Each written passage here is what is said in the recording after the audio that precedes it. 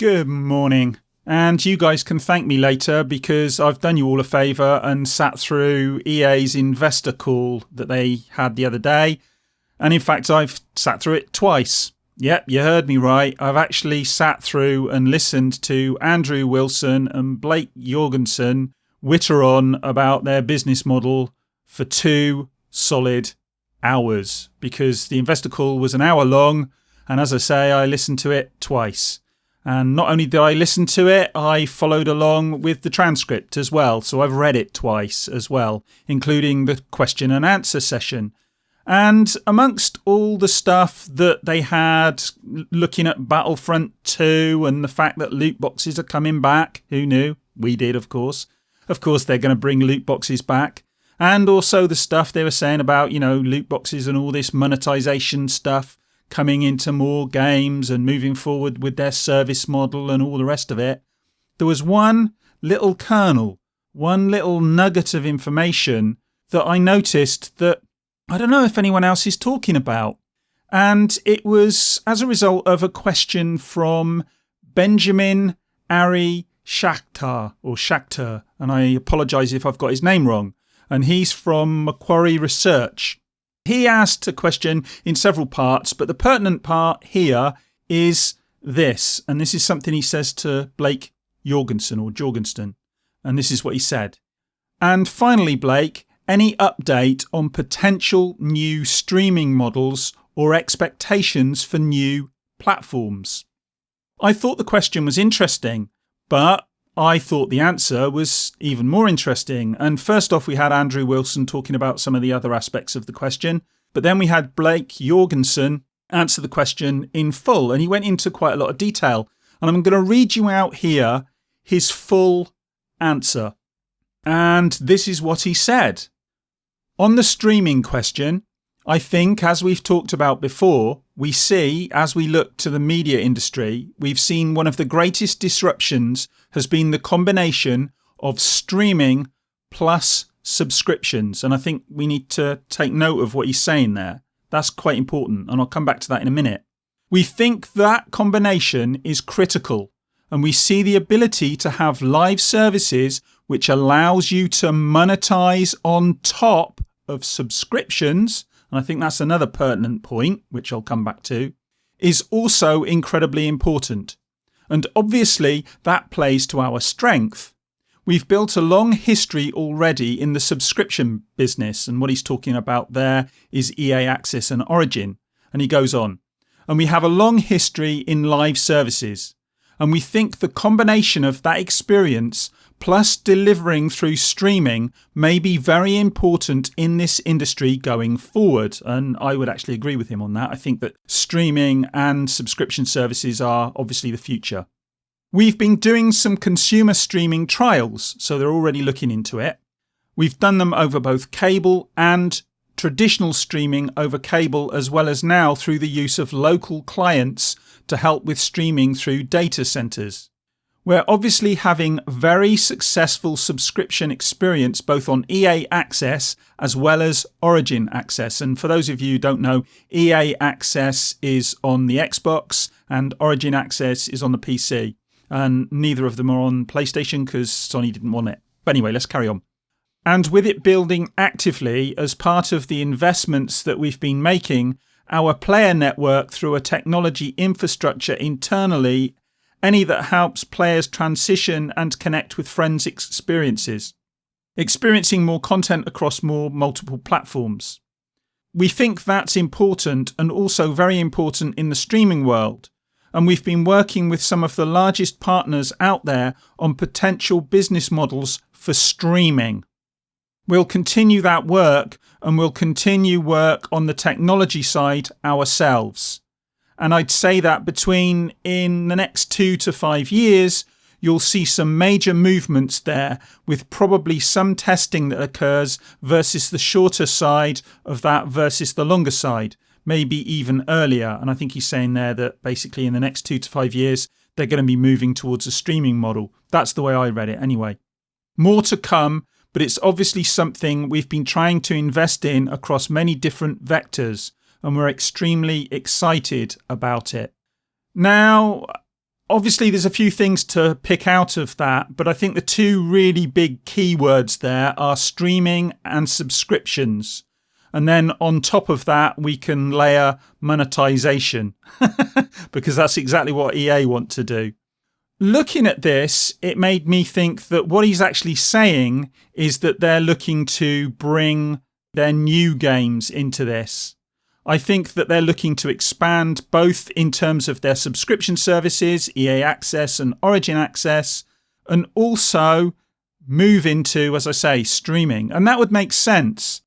It actually seems to me that what they might do is stick with their EA Access and Origin Access services, both on Xbox and PC respectively, but also continue with this testing they've been talking about with a streaming service. Because I've talked about this before, and I think that what will happen in the long run is everybody will move towards a streaming service. And eventually we'll end up in a situation where all the big players are trying to get us to stream our games. But for a lot of people, the infrastructure's not there yet. So it makes sense for somebody like EA to be continuing on with the subscription service for those of us who haven't got good enough broadband, and also to roll out a subscription service for those people it works for. And I think that, well, as I say, I think that's what he's saying here, and I think we'll be seeing more of this down the line. He's made it pretty plain that that's what they're looking into. The reason I think that they're going with new games for this is, while they haven't said that explicitly here, that makes sense to me. And if you factor in that Microsoft have already gone down that route with Game Pass, and the fact that EA and Microsoft are in some senses joined at the hip. I mean, if you look, EA Access is on the Xbox, but it's not on the PlayStation. Xbox and PlayStation have got a much closer relationship there. It seems to me that EA and Microsoft are in parallel here, and they're heading down the same path. And I wouldn't be at all surprised to see, possibly in the next year to 18 months, that some of EA's new titles will begin to appear on EA Access and Origin. It makes sense to me. And as I say, he's not said that explicitly here, but I do think that's where we're heading. And I think over the next 5 years, we'll end up with both these systems running in parallel. Both a subscription service like EA Access and Origin, and a streaming service, as I say, that will offer streaming to those people who can afford it, both in terms of the finances and in terms of their actual infrastructure, their network capability. Because, as I say, a lot of us are subject to the vagaries of our ISPs, who often aren't very good. Especially in North America, I actually think we've got it slightly better here in the UK. But from what I understand, talking to my friends in the States, you guys haven't got a particularly good infrastructure in place. So yeah, I can't see EA getting rid of EA Access or Origin anytime soon, but they will be moving towards a streaming service in the long term. But what does that mean for us? Well, I think what they've said here about monetization on top of subscriptions says it all. I've already talked about this with Xbox Game Pass.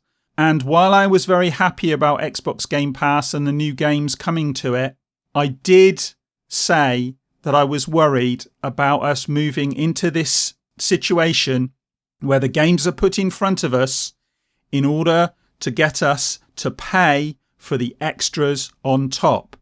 And if you think about it, some of these games that EA have been putting out are little more than free-to-play games. Things like Star Wars Battlefront basically follows a free-to-play model, but they want you to pay for it. Well, if they get you paying for a subscription, that's not a barrier anymore, is it? And we've heard both Jorgensen and Andrew Wilson talk about removing barriers. In this very briefing, they talked about removing barriers to access. And the reason they want to remove barriers to access, it would seem to me, is so that they can get these games in front of us and get us paying. And if they can get us to pay for a subscription, be it a streaming service or a download service, and then pay for monetized items on top of that through loot boxes, well, then we're in trouble as gamers. And I think this could be the direction of travel, both for EA and, sad to say it, but for Microsoft. When you hear what Jorgensen says later on in the briefing, this comes front and center, and you can see exactly where they're going with this, because he's asked another question, and one of his responses is this. Are you ready? Are you belted in? Because this is a great one, this one. This is what Jorgensen said. We do not believe that loot boxes and similar mechanics are a form of gambling. I think there are plenty of governments around the world that would agree with us on that. And it's not just us, it's the entire industry. And that's really worrying to me. And he goes on, we work very carefully and closely with all our industry partners and the ESA, the industry body, to make sure that people understand exactly what loot boxes are, or read between the lines, that we can actually tell people what loot boxes are and make them think they're okay. Because as the old saying goes, tell a lie, tell it big and tell it often. We need them to know exactly why they are not gambling. And we'll continue to engage in that going forward. We think it's important. And read between the lines there. What he means is they're going to have pressure groups getting out there and trying to push politicians to say that this isn't gambling and so on and so forth. We all know what's going to happen. It's exactly the same sort of tactics that we got from the smoking industry back in the day. And this is what EA seem to be ready to employ now. Let's get out there and let's convince people that these loot boxes aren't gambling. Because there's a lot of people out there like me and bigger guys like Jim Sterling who are saying the opposite and saying, yeah, they are gambling. They are gambling. And so EA look to me like they're going to be going on the offensive on this one. He says, and I think there's a lot of consumers that would argue the same thing based on the great experience they've had with fun games that have associated live services with them that some may be misconstruing as a loot box or a gambling mechanism. Misconstruing. Right. Okay. So you get a box, the box opens, you might get something you want, you might not get something you want, and you've paid for it regardless. No, that's not gambling. Of course it's not. This is what I think about this. EA are looking to move more towards subscription and streaming services. They said as much, and they want to bring new games to that. And I think we'll be seeing that in the next couple of years. I think they're going to maybe even accelerate it if Microsoft's service does well. And then what will happen is those games will be extremely stripped down versions of those games. There'll be shells of games. And then within that shell that you get for paying your subscription, you'll be offered all these extra services to keep you coming back and paying. Because as somebody else said in one of the other questions during this call, how do you want to get payers? Not players, payers. And that's what this seems to be all about. And okay, look, this is talking to investors. This is all about the money. But the bottom line for me is this is always about the money for EA. It's not about making good games. It's about getting something in front of people that will encourage them to keep spending money. As the line from the film says, be afraid. Be very afraid. Because EA are coming for you and they want your money. And I'm telling you now, if you're not careful, they will get it. Because I've spoken to a few people now who think they're beyond being manipulated into doing these kind of things. They're beyond being manipulated into buying microtransactions. And I'm telling you now, none of us are. It's interesting to note that people fight against these things right up until the point when something comes out that they really want. And then they make excuses for it and they go and buy it. and then they end up buying the microtransactions as well in many cases. I've done it myself. Very rarely, but I have done it. And if they can encourage us to do that more and more by providing us with a service that gives us games for free for a monthly fee, and then they can get us to keep paying like they do with FIFA already, then that's exactly what they're going to do. So don't be under any illusions here.